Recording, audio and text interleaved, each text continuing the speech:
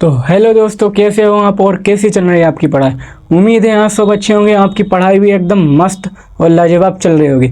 तो गाइस, आज के इस वीडियो में एक और मोस्ट इम्पोर्टेंट नियम का निपटारा करेंगे, जिसका जिसका क्या नाम है, हेनरी का नियम। और इसकी बात करें भैया, 2025 से पीछे चले जाओ 2018 तक इसका तो पूछा ही पूछा जाता है। बहुत इंपॉर्टेंट टॉपिक है भैया। और इसकी बात करें और इसकी सीमाएं जो होती हैं वो तो इससे ज़्यादा भी मोस्ट इम्पोर्टेंट होती हैं। ठीक है, तो बने रहिए इस वीडियो में लास्ट तक। पूरा वीडियो आपको बताएंगे। अगर समझ में ना आए, अगर समझ में नहीं आए तो लाइक कुछ भी नहीं करना, गाली दे के जाना हमें। तो चलिए भाई, क्या करते हैं। सबसे पहले इस नियम को समझने के लिए हमें एक पात्र लेना होगा। तो चलिए भाई, हमने एक पात्र ले लिया। अब क्या करेंगे, इसमें ये भैया आपको काला काला दिख रहा है, ये हमने क्या किया भैया, द्रव। इसमें क्या डाला, द्रव डाल दिया। इसमें क्या डाल दिया, द्रव डाल दिया। ठीक है, अब हम इसमें क्या करेंगे भैया, कॉन्सेप्ट समझिएगा अच्छी तरह से। अब क्या करेंगे भैया, इसमें हम क्या करेंगे, इसमें एक हम गैस घोल देंगे। कोई भी गैस ले लो,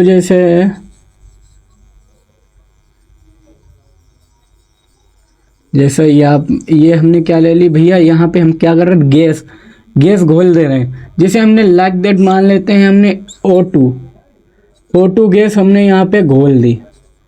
ठीक है, और इसमें क्या लगाया हमने, प्रेशर दाब लगा दिया। क्या लगा लिया, दाब लगा दिया। ठीक है, तो और इसमें एक बात और ध्यान रखना भैया, और ताप को हम कैसे लिखते हैं, T से।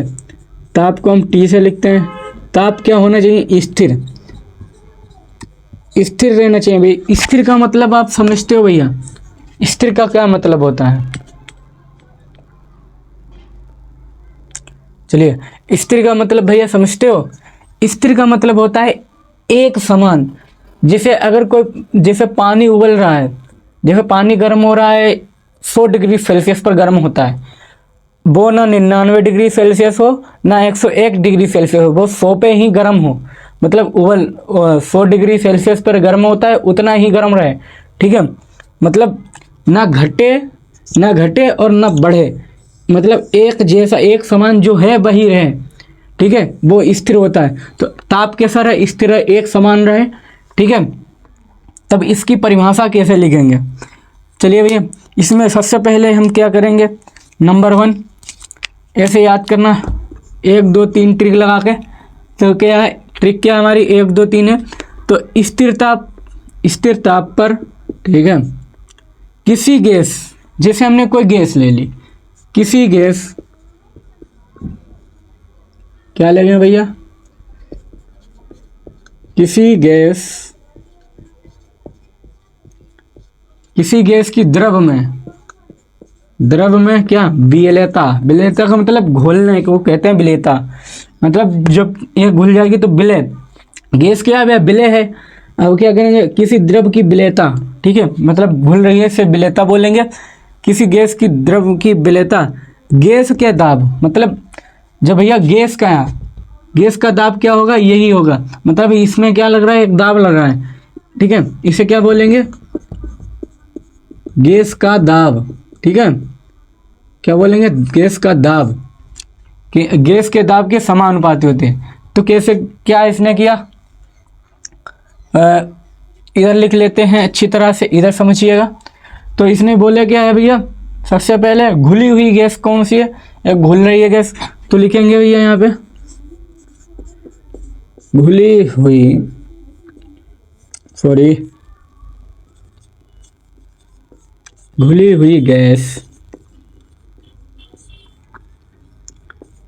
घुली हुई गैस की मात्रा, या द्रव की मात्रा कह लें, कुछ भी कह लें। घुली हुई गैस की मात्रा और समानुपाती, इसे भैया क्या कहते हैं, समानुपाती।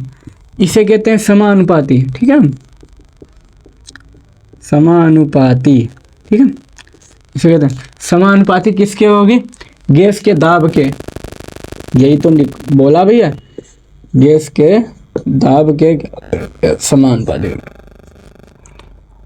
तो सबसे पहला पॉइंट क्या है, ये से पॉइंट 22 लिखना है तो याद हो जाएगा।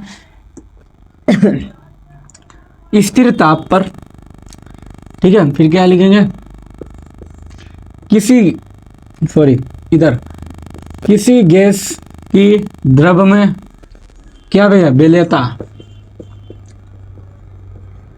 विलेयता किसके समानुपाती होती है, गैस के दाब के, बोले तो इसके। अब इधर कर लो चौथा पॉइंट, गैस के दाब के। तो यहाँ से आप परिभाषा निकाल सकते हो, बस 1 2 3 4 ट्रिक याद करो। क्या है, स्थिर ताप पर किसी गैस की द्रव में विलेयता गैस के दाब के क्या होती है, समानुपाती होती है। तो यहाँ से आप परिभाषा 100% निकाल सकते हो, आपको रटने की ज़रूरत नहीं है। तो चलिए आपको ये करना है, तो घुली हुई गैस की मात्रा को हम m से लिखेंगे, ठीक है। और समानुपाती का गैस के दाब को हम p से लिखते हैं और इसे हम m से लिखेंगे, ठीक है। तो p हो जाएगा, ठीक। अब क्या करेंगे, जब समानुपाती का चिन्ह हटाएंगे तो हम h यहाँ पे लगा देंगे। तो क्या बन जाएगा फार्मूला, क्या हो जाएगा,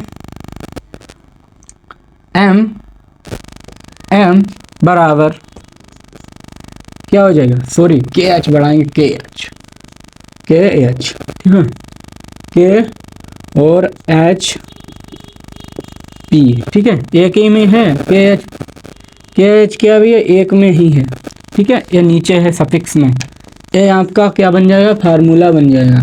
तो आपको समझ में आ गई होगी, ठीक है। ये क्या भैया, फार्मूला। अब किसे क्या कहते हैं वो भी तो पता चले, जैसे m को क्या कहेंगे, KH को क्या कहेंगे और P को क्या कहेंगे। m को क्या कहेंगे, यहाँ ऐसे क्या कहते हैं, घुली हुई गैस की मात्रा, ठीक है। अब KH को क्या कहेंगे,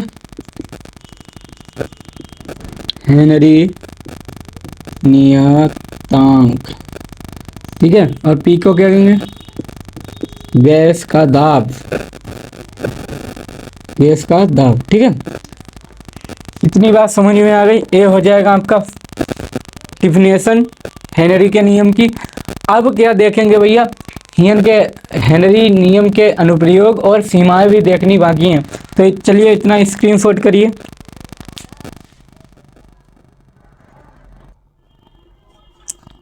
चलिए भैया कर लिया स्क्रीनशॉट। अब क्या देखते हैं भैया, हेनरी के नियम की सीमाएं देख लेते हैं। तो हेनरी नियम की सीमाएं क्या हैं वो देखते हैं। यह तनु बिलियन पर लागू होता है। यह तनु बिलियन पर मतलब जिसका बिलियन क्या हो, गाढ़ा। तनु का मतलब होता है गाढ़ा, तो लिख लो इधर। तनु का मतलब क्या होता है, गाढ़ा।